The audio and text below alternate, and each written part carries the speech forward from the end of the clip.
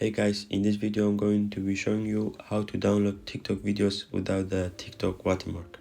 So first, obviously open the TikTok app, and as you can see, you can press the share button link, and the first one pops up is copy link. You're gonna copy the link and go to Google.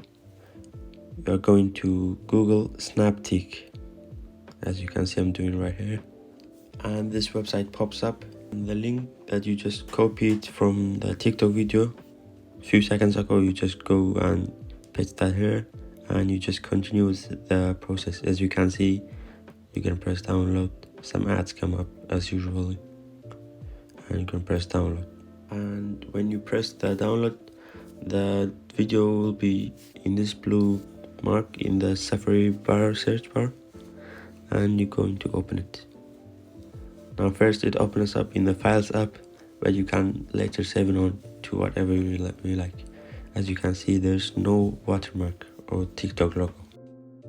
So the video is very clean, and you can use it for whatever reason you might need it for. And you can share it to other people or just save it to your photos. Yeah guys, and that's it. There's no more to it. Hopefully everything was clear, and if not, please let me know in the comments. And if you didn't catch anything, you can just scroll back and watch the video again.